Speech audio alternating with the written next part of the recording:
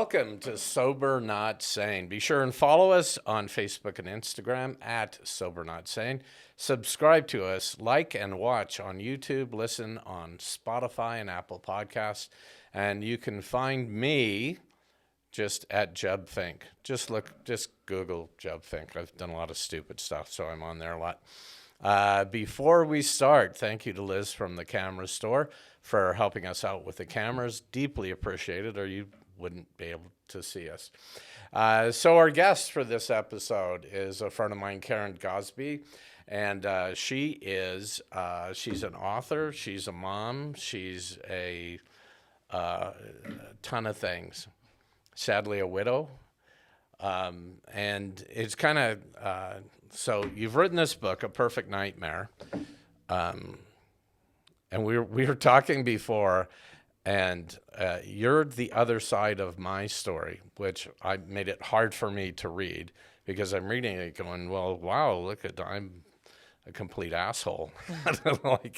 And the similarities are amazing. But tell me a little bit about the basic story. Well, thank you. Thank you for having me on your show. And I mean, the basics is it's a pretty common story, right? Very, very common. And when we were talking about it beforehand, you were saying that you were fearing this conversation because you you had a lot of parallels or similarities for what I experienced and how you treated your loved ones. But I guess the reason why I wanted to come forward with this story was just knowing that it was all too common, that everybody had a story of some sort of addiction or mental illness or something that they were trying to hide in their own life, and that they were all the same. They were very familiar. And I just thought if I brought this story forward and all the vast other things that were extensions of the story. Like, for instance, there was mental illness, there was addiction or substance misuse, whatever you want to talk.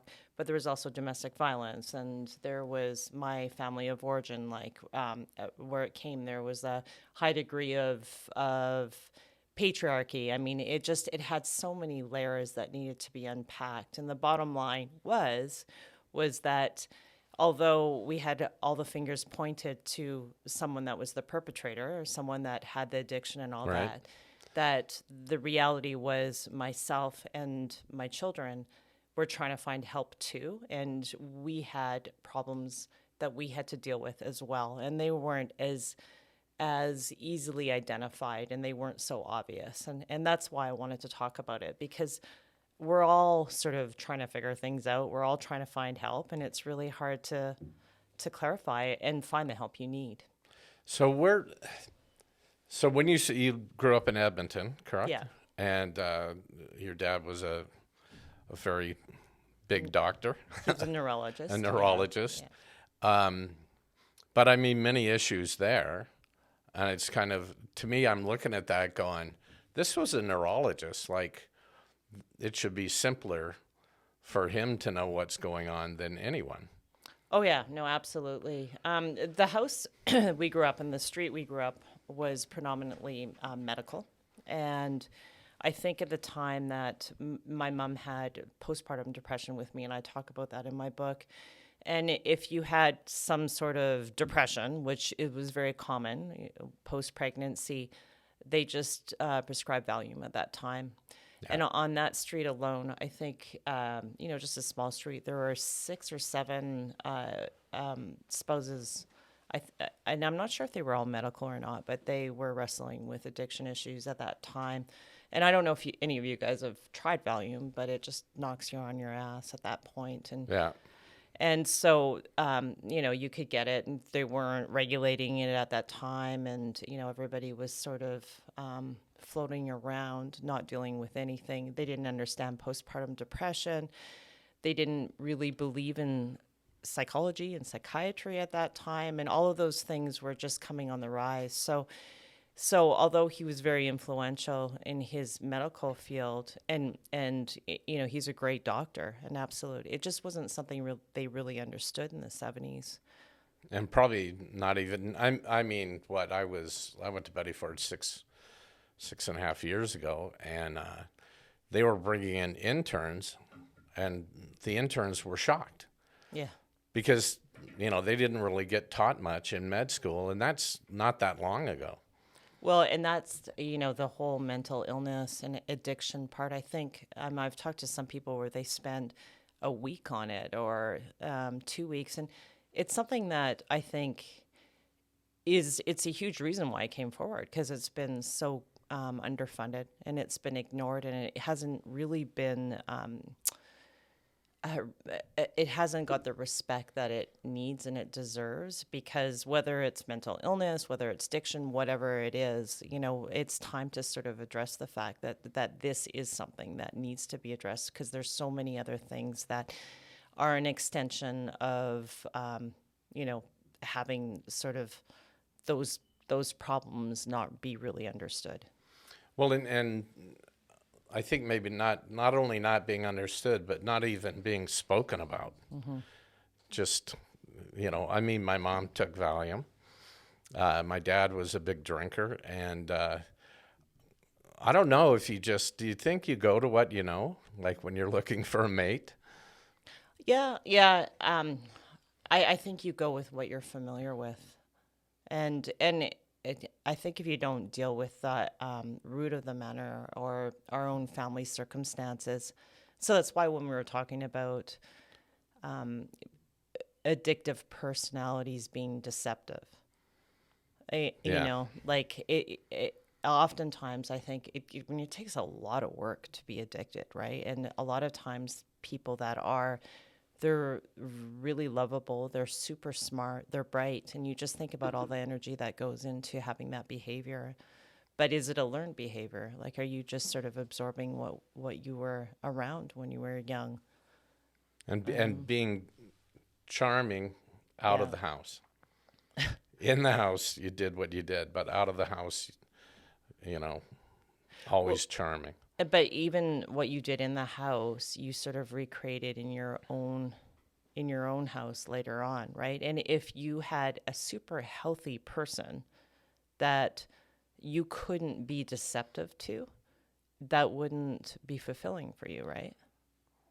You need to have someone that meets you where you're at and can play that game, right? Well, and the enabler.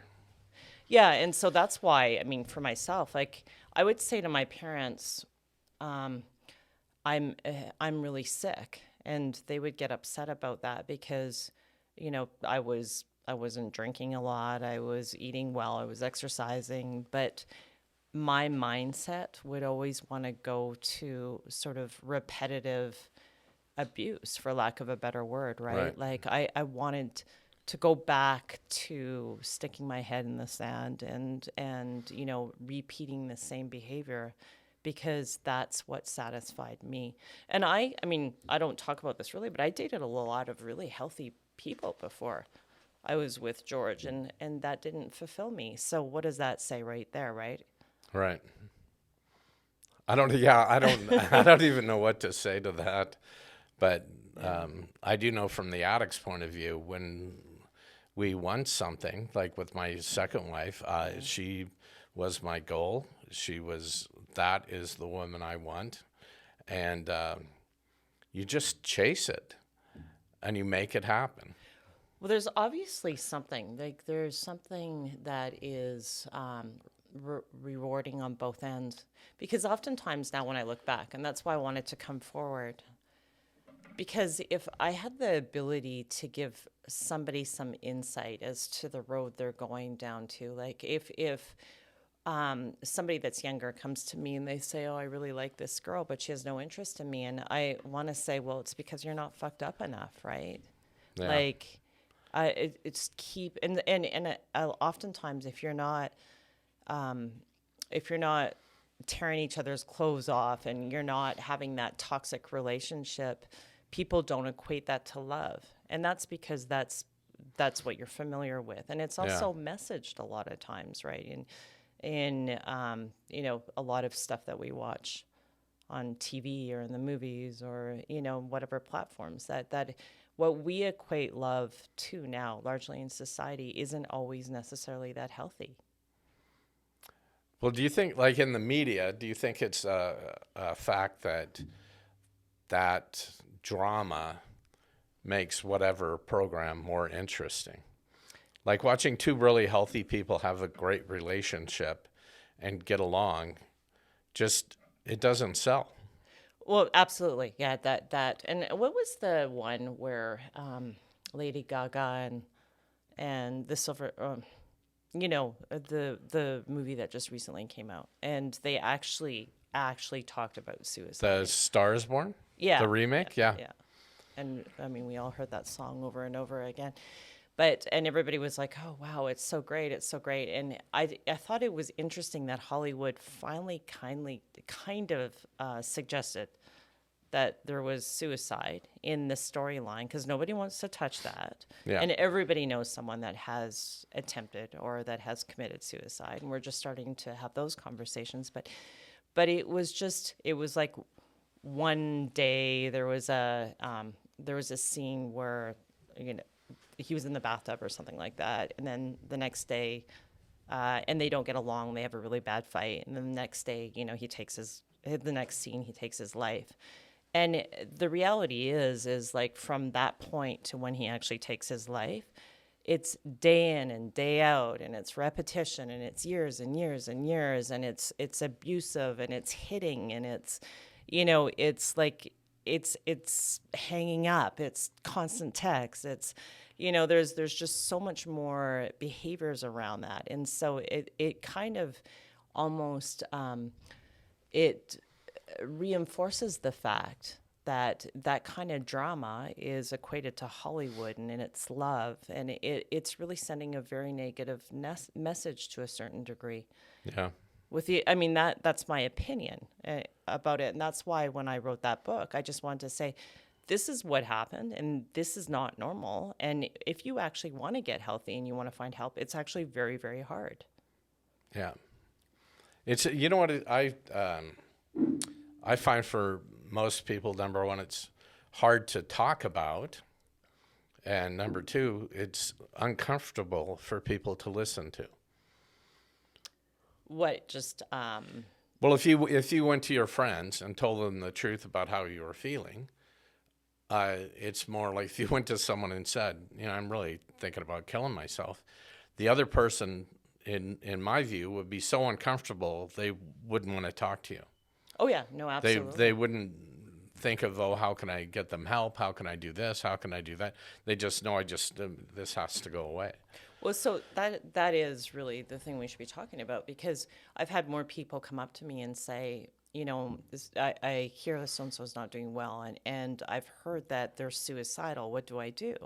Like, why don't people know what to do with that? Or I think so-and-so next door is in an abusive relationship. And you say, well, why? Well, I hear them fighting, and I hear her being knocked around. Why aren't we doing anything about that? Like, why do we not want to have those difficult conversations? And then when you do have them, and I had them, people will criticize people that come out and have them and say, oh, she thinks she knows everything, or, you know, look at what she's doing to the kids. You know, yeah, that like, we talked about that a long time ago. Yeah. And people are like, why would you do that to your kids? And to me, it's like, well, you're trying to help everyone. Isn't that a better example than not? Or how about the fact my kids lived every day under that and were experiencing it, and they're actually, in fact, encouraging me to come out because they're saying, yeah, you know, if you can help someone else.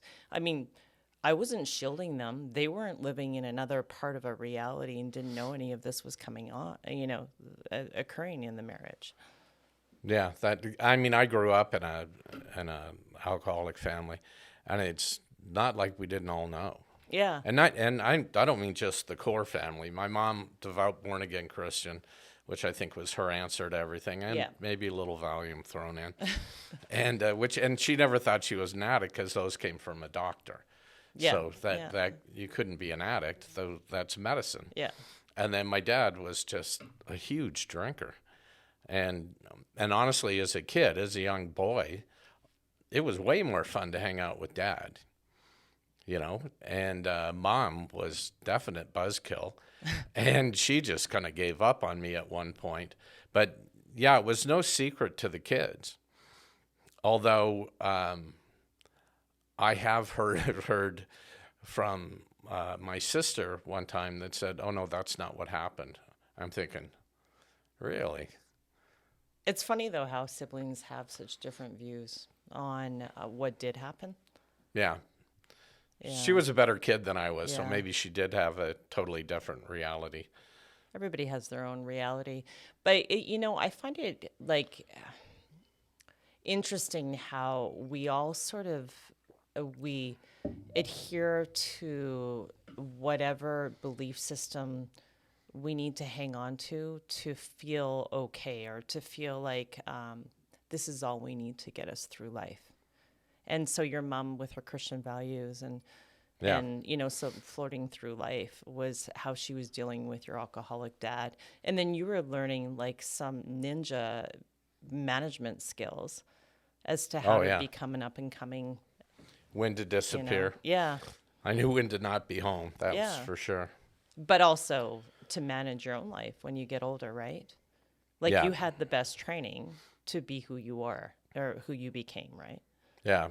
And honestly, in my first marriage, I became my father really fast. And in my second marriage, and I mean, I still love her, and she took really good care of me. So she really wasn't as much of an enabler as I think people think, because I think I spent so much time on the road, she was kind of clueless. And I don't know how much your husband was gone. I know he worked a lot. Yeah. And everywhere. So it's a lot easier to hide things when you're not there. You know what I find interesting actually is so I'll just talk on my own situation. After he passed, a lot of people came out of the woodwork that had relationships with him. And the ones that he was invested in were people that I found were like me in a way, where, people that he could have some sort of control over.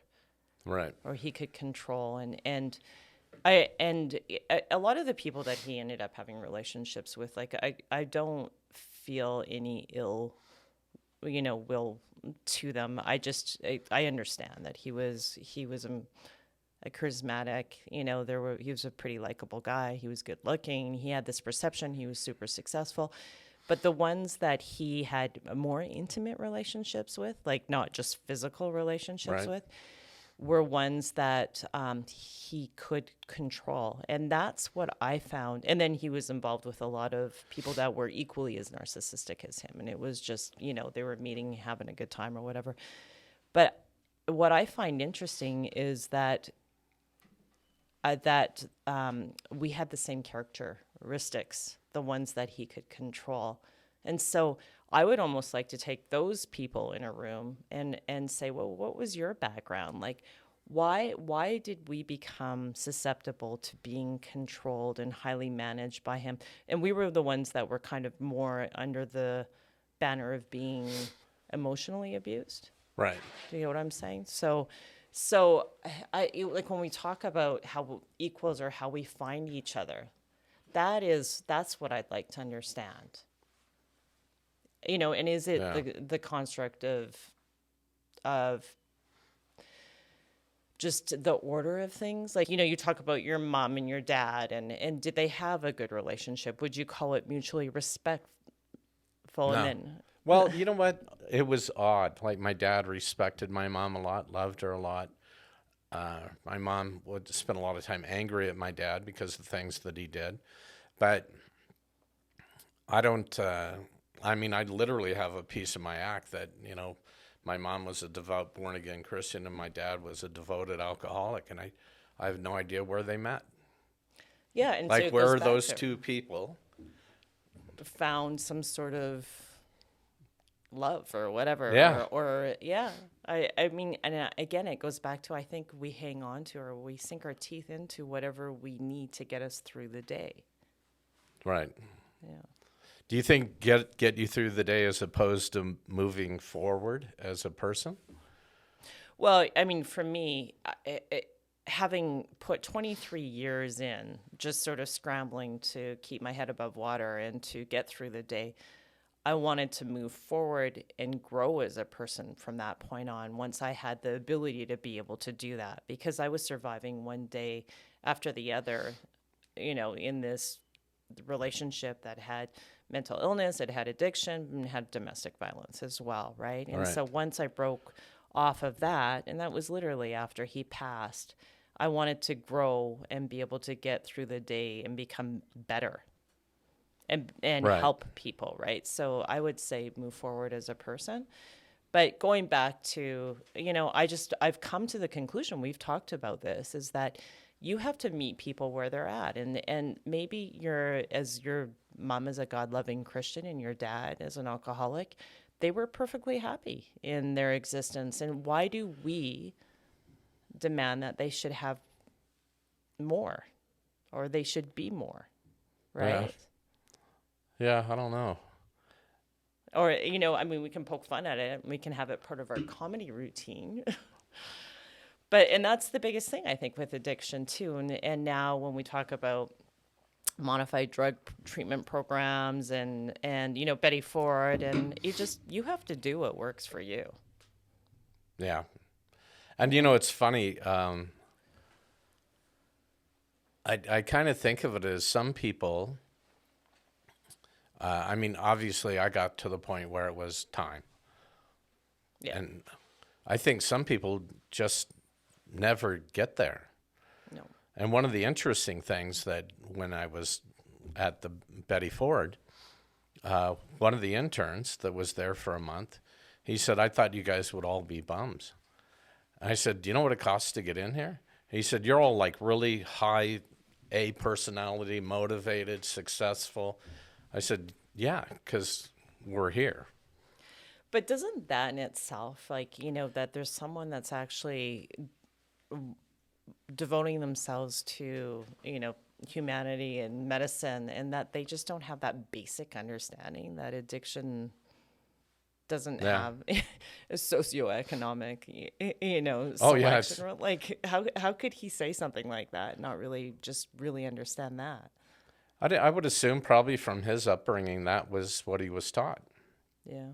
That people that can't control their addiction are just, they're just not that smart. They're not successful. They're losers. They're, and it's like, no, that's a totally separate thing. Yeah, and that's a big thing too, right? Is the losers and all that, because I think that is something that and when I came to finally to the conclusion that there was no way that George was going to get better. Right. And that I just didn't have to enable it, or I didn't have to be around it. I had to carve my own path outside of it, and it wouldn't be easy, but it was really liberating for me to just realize that my understanding and my perception that I was trying to encourage in him was not going to happen. Right.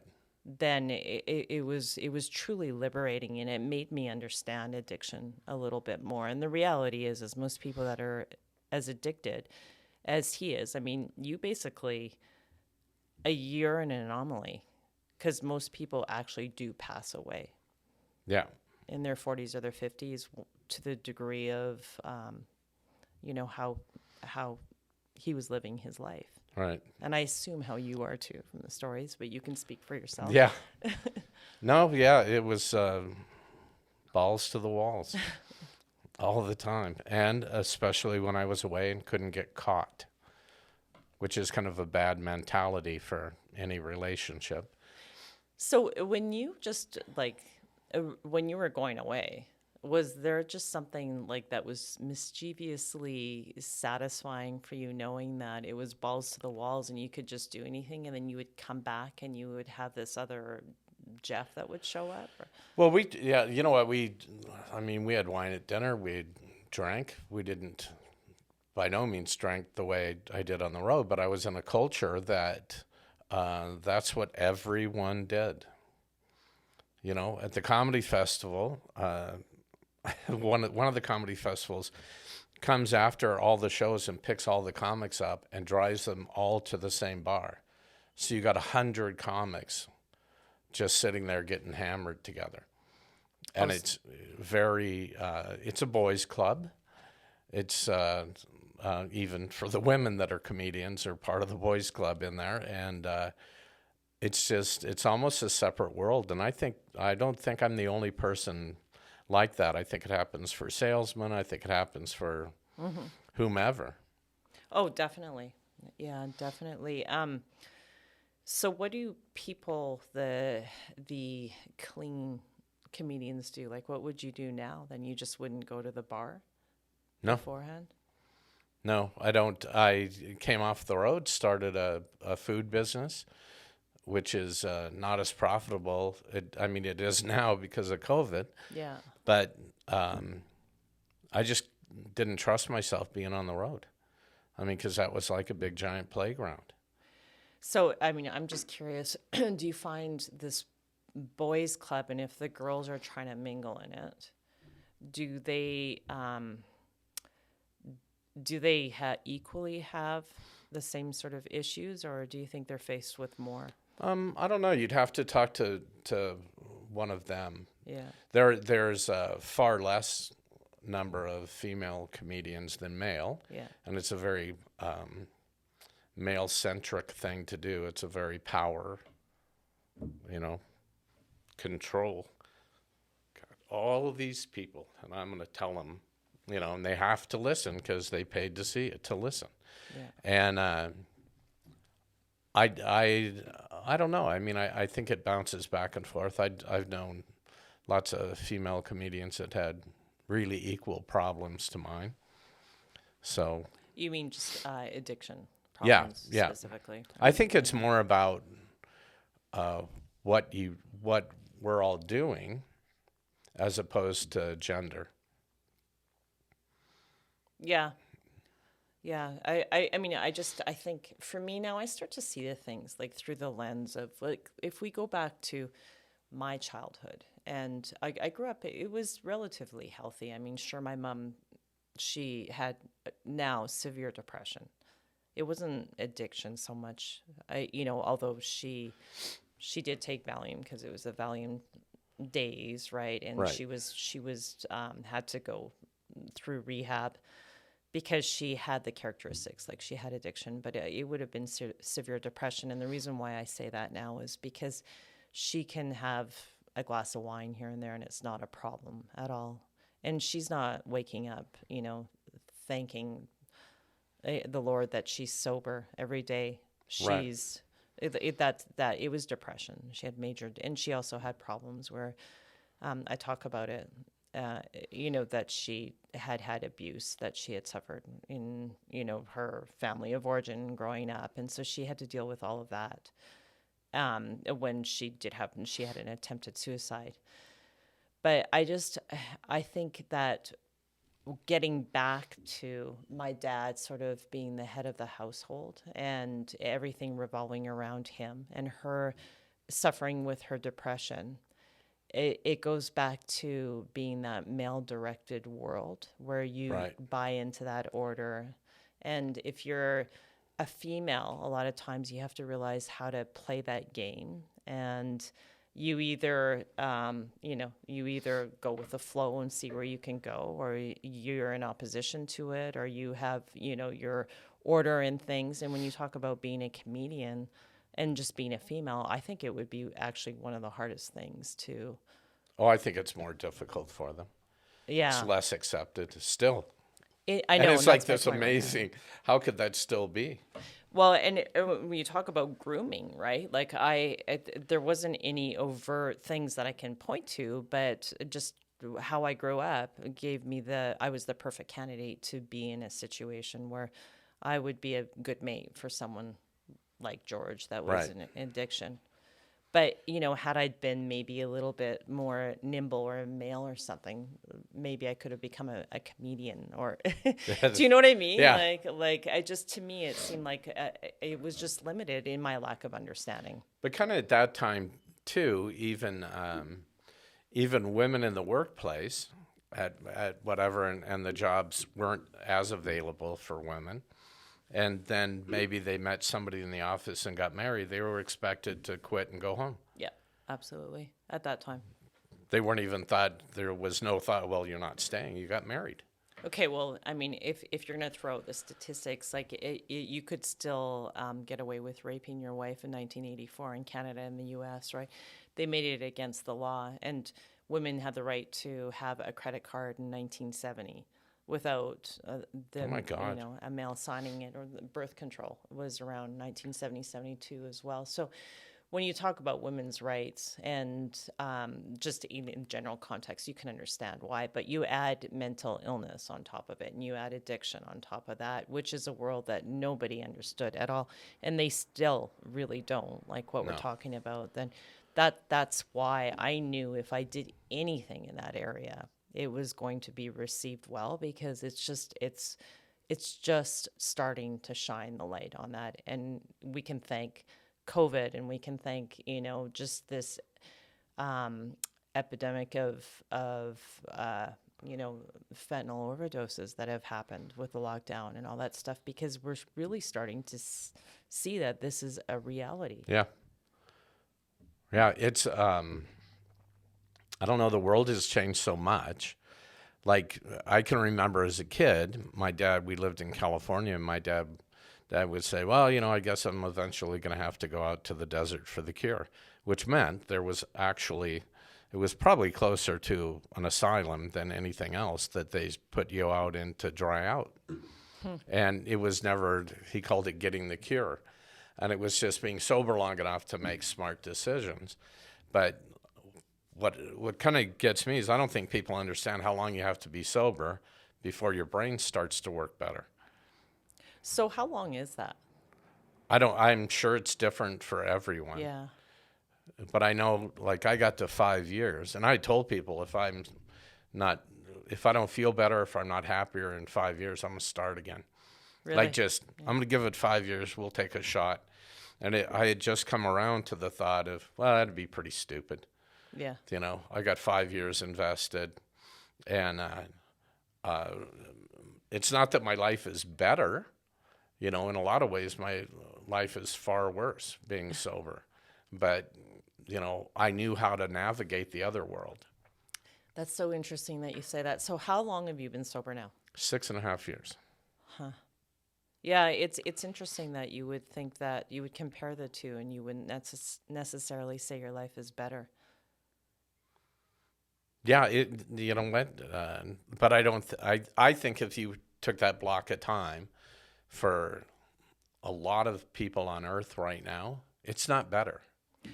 So the block of time when you were addicted? No, when the block of time that I've been sober, Yeah. I think things have rapidly gone downhill. Oh, you mean just in general, Yeah, like with yeah. the COVID and Yeah. with the culture in America and American politics and social media, and people thinking it's okay to say whatever they want Yeah, out there yeah, because yeah. they're just putting it out there and it's not their problem anymore. Yeah. And the lack of responsibility for what people say and do, I don't think it's improved. I think it's gotten worse. Yeah, I totally agree. And maybe, okay, so the 6.5 years that you're sober compared to how many years were you addicted? 43. And so what age did you consider yourself addicted at? Oh, honestly, probably 16. So really, you've probably had 20 years of sobriety. Or 20, 21? Counting from 0 To 16 plus, well, 6, so 22. I mean, that's not very good math, but yeah. I mean, But you know what I mean, for as far as childhood, I mean, it's just like none of us had a perfect childhood. I don't think it happens. No, we didn't. But do you think if you could have wrote out what's happened in the last 6.5 years and with you managing your life like you did when you were addicted, that it would have been better?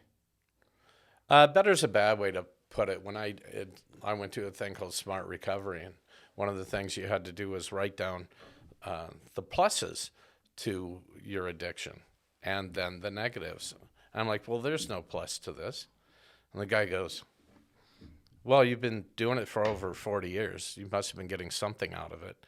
And to think about it in that way, going, okay, what did I get out of it that kept me in it? And that, as opposed to it being what great things there were about it, what rewards did I get, I guess would be a way to look at it. And I mean, me as a human being, I think I'm probably a better human being than I was. Now, yes. Then, no, I wasn't a very good human being. So what do you think would be the top 3 things you got out of being addicted? Didn't have to think, had a lot of fun, was pretty much willing to do anything. Okay, so then do you have fun now at all? Not a lot. And you overthink? I did. You know what? My mom put it to me one time, like she was in a care place, and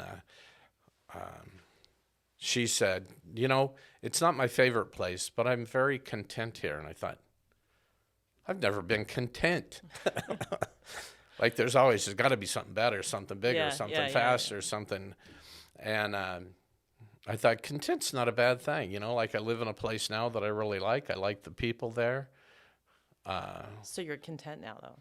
Yeah, I'm more content than I've ever been. Yeah. So that would be the good thing that came from it. So if you had to tell someone young, like the young, you know, Jebb, what would... Like my grandchildren? Yeah, like what would you tell them? Well, I've actually had quite a conversation with 2 of them. Yeah. One of them had... he ended up at 20 years old having a heart attack, and then finally copped to the fact that they were doing coke.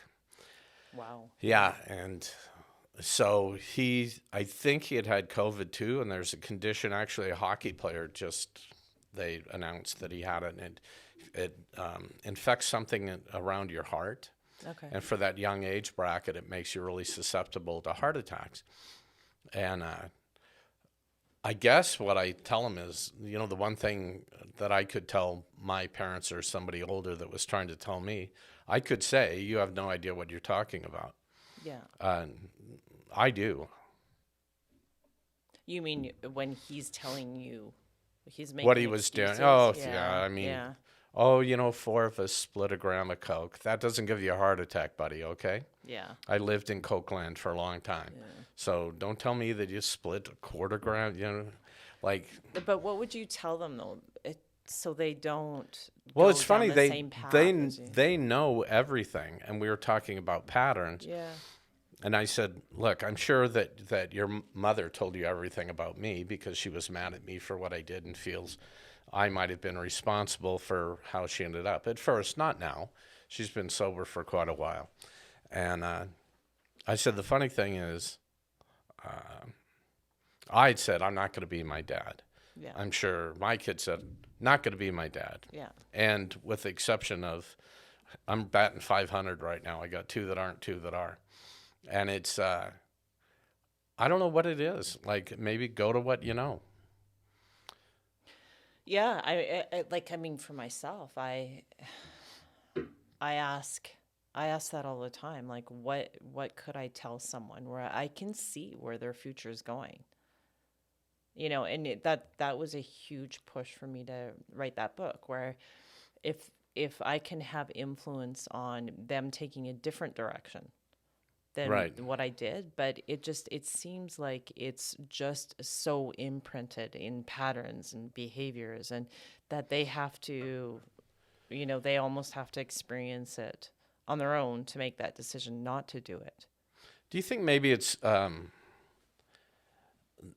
I know when I was a kid, the big thing was don't start smoking pot. Pot's a gateway drug. And they tried to scare you into not doing it, which never works. You can't scare anybody into doing anything. Yeah. But how would you present the option of there is a different way? Well, I mean, when you look at in health, they've got prevention, promotion, treatment, and recovery, right? And if you're going to think about that with mental health or mental illness, even addiction, so it goes back to the prevention window, right? And I told my story, my family of origin, and it wasn't hugely supported from my family. And you have a hard time with that, talking about, what you did to your family and where you came from as well. But I think that prevention lens is the most important thing. And for me, the patterns and marginalized behavior and, all that stuff, it starts right from conception. It starts, with the behaviors that are in the family. And we weren't all lying and cheating in our house. We were just basically a June Cleaver, Leave It to Beaver, like upper middle class neighborhood.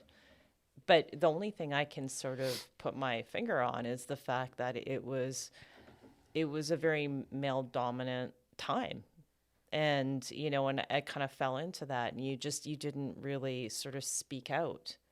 But that's my own situation, right? Like, and then there's all the mental illness and the addiction on top of it. And I don't know. I'm asking you. Like, I scratch my head all the time, and I think, what can we do from a prevention perspective to give the up and coming generation more?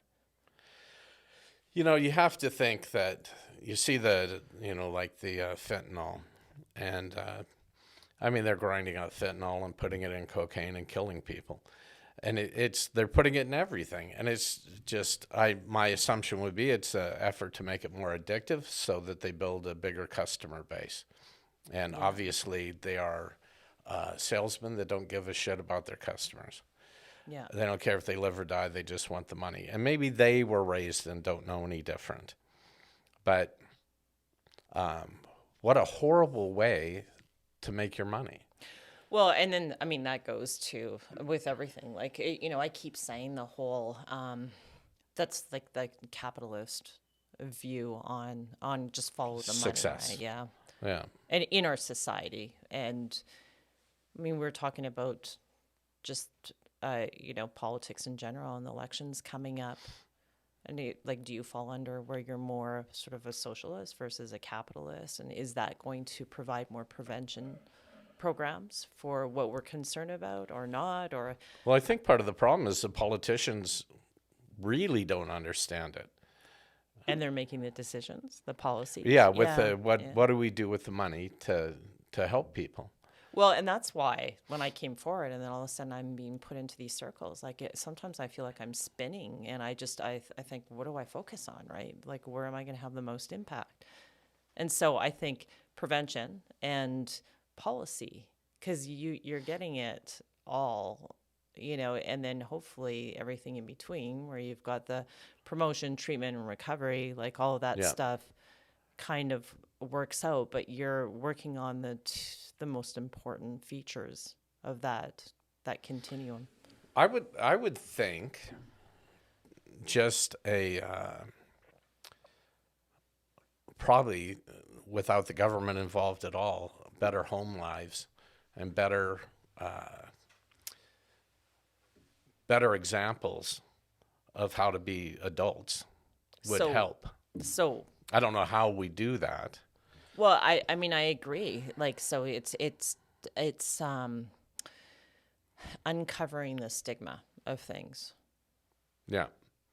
And that's why I've always tried to encourage you to come out and tell your story more, because I think you're a walking example of something that is hugely successful. You had so many years that you were doing all this, and you've defied the odds, where you're here, you're alive, and you can talk about your recovery. And you're also, really known in the public. Well, and you know what, if anybody wants to, it's funny because sometimes I do have people call me and they say, we we'd like you to talk to our son. I said, here's the deal. If your son calls me and wants to talk, I'll be there. Yeah. Otherwise, you can't make him listen to me. Yeah. And I mean, because I was that kid, I wouldn't listen to anybody.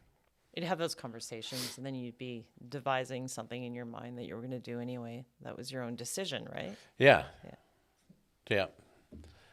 Yeah, that's and the answer is so elusive that I don't know what you do. Like, it's just and like you say, follow the money. There's so much money involved in all of this. Yeah. And even as in general pharmaceuticals, I mean, it's with COVID, there are people out there that truly believe COVID was invented by the pharmaceutical companies to sell the cure. No, I know. I know. And it's kind of like, I don't think so. Yeah. Well, and even with the fentanyl too and addiction, it's really screwing people up, I think, because there's, people that are just sort of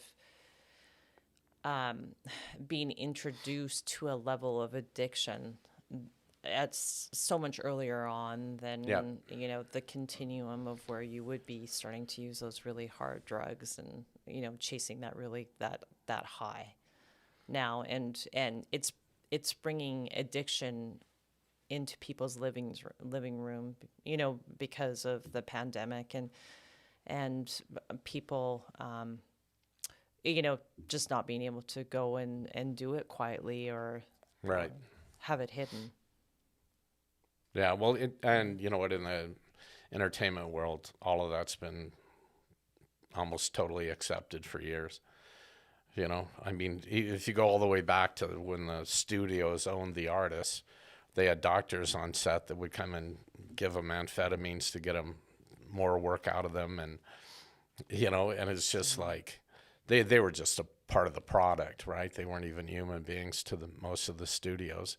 And so it sort of became accepted. And now you look, I mean, how often do you hear of some star or some musician or like OD?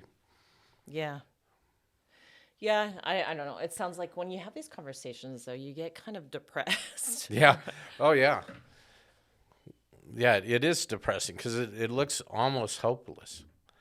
Mm-hmm. It's okay. Like, what do we actually do? And I think part of the problem too, it's sort of like the politicians they don't know anything about it. They're not that kind of person. Well, people start talking about now, like the legalization of stuff or decriminalization, I guess. Right.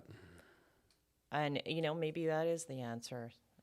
They've done it in other areas. We can look. Make it less enchanting because it's legal. But, I mean, I was having a conversation, and I can't remember exactly where, but, the marijuana now that is approved of, the medical marijuana. Right. Apparently it's not as popular and it's not doing as well because people prefer to have exactly what they did have. And the clandestine, and this guy's been my dealer for 30 years, and they feel disloyal, I guess. And so, I mean, I don't know. Have you heard anything about that? Yeah, I have heard a lot of. I've also heard, and I've said to people, what amazed me is that the government decided to get into the marijuana business, and obviously they're going to tax it and make money off of it, and that's part of the plan. Is it's a revenue source for them, and then I have friends that smoke a lot of pot, and the first thing they said was the government pot's really shitty. And I said, what's funny? They have all these great pot growers in jail, and they're not utilizing them to make a better product to sell. Yeah, and at this point, why are they still in jail? Yeah, no kidding. Makes no sense. Huh. Yeah, you think about all of that work to legalize something like that and to have all these stores, come up and people making a ton of money off of it and the money and the taxation and all that. Like, was that going back? If it was going back into some sort of making the social sector or utilizing, like figuring out drug treatment programs or whatever. An awareness. Yeah. Well, look at they put all the ads out for alcohol, and people still just. And quite honestly, if I had to pick, if somebody said, okay, which would you rather have legal? I'd say pot, but I have no interest in pot. Well, and alcohol's still the number one thing that people are addicted to, right? Well, and more people die from alcohol withdrawal than heroin. So that's not a good statistic. People don't really understand that. You should explain. Well, your body just shuts down. I know, but you go into alcohol poisoning. Like your volume that you can ingest becomes so large and basically it's poisoning your body. That's what alcohol does. That's what makes you drunk. So at what it poisons level, your brain. Like, so if you just, if you have a glass of wine, or if you have every day or twice a day, are you poisoning your body?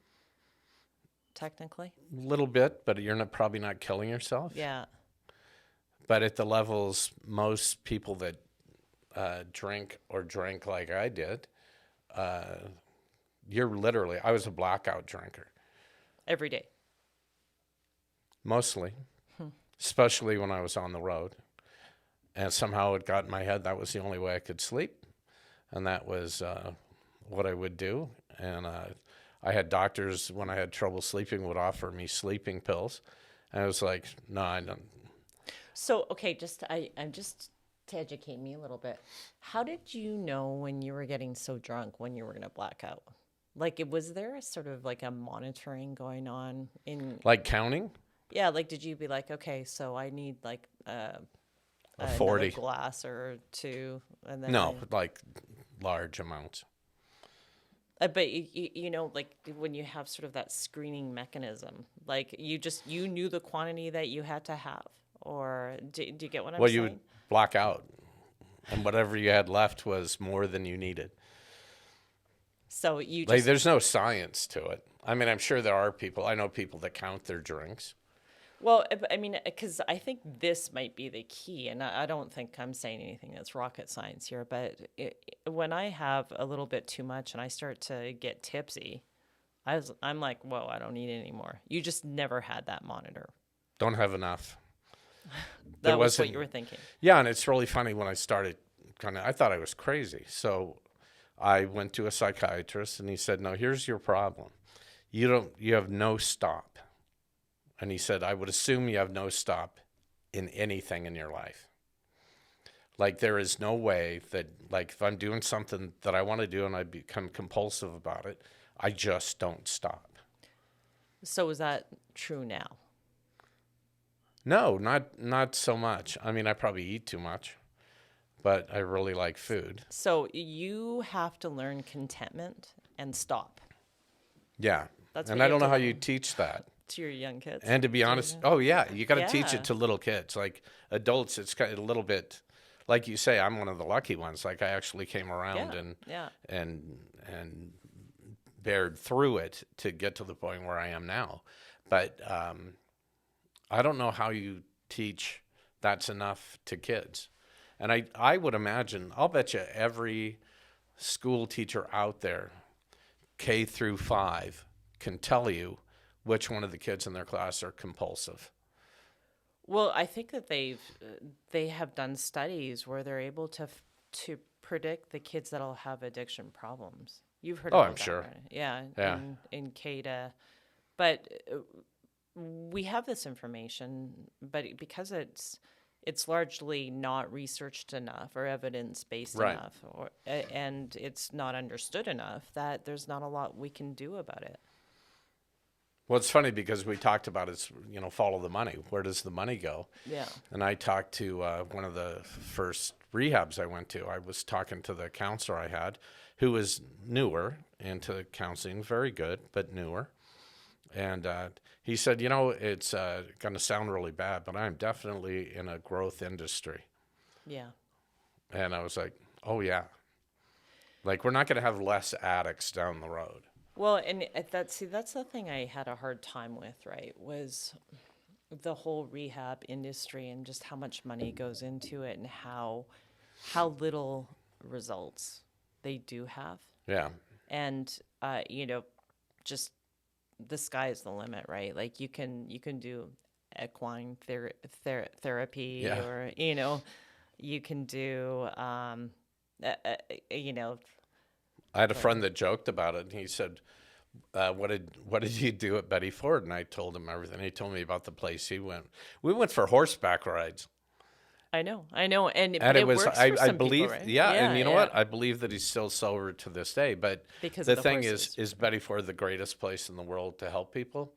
I don't know. Was I just ready? Yeah, I think that's the big thing, right? Yeah. And so, how do we determine when someone's ready or not, and How they're do we not get them wasting? there? How do we help them get there? Not get them there, but Yeah, but also like, so in my own case, George went twice. right. And how can we have that as a cost saving, that he doesn't have to go the first time because he's not ready? Yeah. Like, what is the screening tool? I don't know. I have no idea. So they say that it takes a woman that's in a domestically violent relationship 7 times to leave the person before they actually leave, right? Yeah. And how from a prevention perspective, and why don't we know enough about that? Like, we know all the signs of heart attack, or we know the pre-screening for cancer. And Right. and that was my big thing, right? Like, is the only reason why we don't know any of this stuff, and we don't have enough prevention and promotion, and we're getting everybody in the rehab industry, and they're making a ton of money off of it, is because no one wants to figure that out, because they want to continue to do that the way that they're doing it. Well, it's kind of the theory that there are a lot of people believe they have the cure for cancer, but there's just too much money in it. Yeah. I mean, and I've heard that from more than one person. I you know what? I'm not even going to blurt any sort of idiot opinion on that. Yeah. But I would find it really hard to believe that they could get an entire industry to join up for that. But Well, you think about all the places you can go and all the modalities that you can have, right? And how many of them are really effective, or how many of them do work? Because like I said, you're an anomaly, that you're still here and you are completely recovered, and that you've had 6 years of sobriety, considering how many years you had where you were addicted, right? yeah, and I'll say, you know what? I do have people ask me, are you cured? And so, well, no, because I can't drink. I know I can't drink. Yeah. But I don't have that desire anymore. So how do you remove that? I just think, like, I'm not a dumb guy. Like, I knew that it was going to kill me eventually. But how do you get somebody to that point? And I know a lot of people that get that desperate. And sadly, many of them just give up and kill themselves because they can't deal with being like that anymore. Yeah, well, and I mean the deception, right? Like, when you unpack people that generally have these marginalized behaviors, there's so many more layers. Like, most of them are perpetrators on, so like, where they are violent towards other people, or they are involved with crime too, right? Right. And or white collar or whatever. And to me, like, I don't know your entire story, but I'm not asking to, but I think in my own case, I feel like the sobriety part of it was lowest on the totem pole, because there were so many other things that they had to deal with, that the easiest out was that thing that kind of kept circling back in their life. And that's why Right. a lot of people end up, drinking themselves to death, or, or taking their own life, or, it becomes a tragic situation. I actually had somebody after a meeting ask me, and he said, how long do you think it would take you to drink yourself to death? And I said, a month and a half. And he said, I could do it in a week. Really? Wow. And it was like kind of a weird challenge there, buddy. But the reason we're here is because we can do that, and we don't want to be dead. So I think it's time, like, to have these discussions and the reality, because, as it is right now, the recovery community it's about connection. It's about, meeting in meetings and supporting each other, which is fantastic. But we also have to uncover the realities of the real world about it, and about a lot of these people got themselves in very difficult situations. They hurt their loved ones. They hurt their family. The family is just as sick as they are to a certain degree. And we have to start talking about it. We have to start understanding it. And we have to start saying, hey, if Jebb Fink has addiction, but he doesn't need to go to AA all the time, that's okay. Because, it works for him. And you know what? I've said that to tons of people. I don't care how you get sober. If you want to be sober, figure out a way and do it. Yeah. But there is no, and part of the problem with these different dogmas of how to get sober, the people that believe in them truly believe that's the only way. But there is no only way. Yeah. I think that's the big thing. Yeah.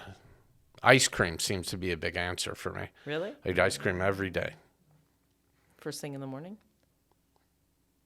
No, I did when I had the dental work done. I put a scoop of ice cream and poured Boost on it and stirred it up.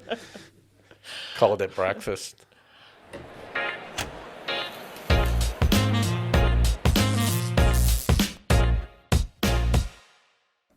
We're back on Sober Not Sane, and Karen Gosbee, my guest for this edition.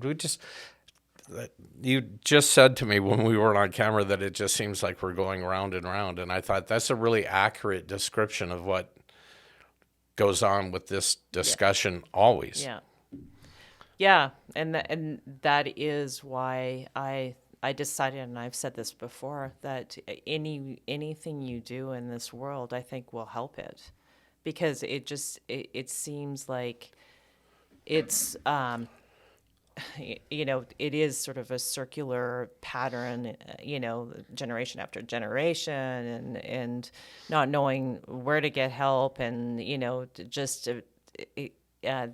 these behaviors just sort of being repeated over and over, and that I thought that if I told my story at least and someone could identify with it, or if I helped from the prevention, like I said, or Right. the treatment or recovery part, then it was going to help someone, and whether I kind of wanted to be involved or not wanted to be involved. But the more I started to go down this road, I realized that anything you do really helps it. Not be so circular. How worried are you about your sons? Well, what I'm most worried about them, I'm worried with all the kids that they will have the genetic predisposition, to not be able to self-manage, and they'll have addictive-like tendencies. I can't deny the fact that I probably walk a fine line too, and in being addictive in my life. Like I like to run every day, and if I don't, then and there's no doubt about it that my routine depends on it. I'm more in particular worried about their attitude towards women, and just understanding, and I think because I've been sort of front and center in their life, that they understand that there's no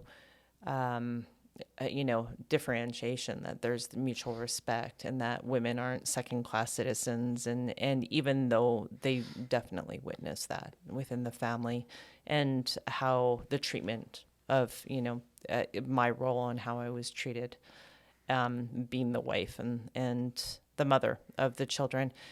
For my daughter, I worry about her succumbing to that role, where she will sort of put aside her own self-interest, and she will be behind someone and raise kids, and not that is the most important thing, but that she won't be as good as she can be, just because that's what I modeled to her. Right. Yeah. That's good. Is it? Where can people get your book? You can buy it off of Amazon. It was at Chapters and Indigo, I think. They were carrying it here in Calgary for a while. I'm not sure. Owl's Nest, the local bookstores, within Calgary. But I think if they're is an interest, that it's available on Amazon. Okay, and they can find you online. I'm sure they can get Yeah. more info there. You know what? Thank you so much for coming to do this. It's funny because we do some that are just funny, we do some that are really serious, and we do some that are a mix. And this has been more serious, but it's a good mix, and I think it's something people need to hear. Yeah. And I think myself as a comedian, we make light of everything, and it's probably not always the best. No, and I appreciate the seriousness. I mean, I got to be honest with you. I would have liked to have had a light conversation, because it's so much easier. But I'm glad that you got through it. And You can come back. okay, we'll have a light conversation. I'll come back. I do like talking to you. Well, thank you. I like talking to you as well. Well, thank you. Okay, so be sure to follow us on Facebook and Instagram at Sober Not Sane, and subscribe, like, and watch on YouTube. Listen on Spotify and Apple Podcast, and Google me if you want to find me. And thanks again to Liz from the Camera Store. And thank you so much for coming. It's always a pleasure. Thank you. Okay, thank you.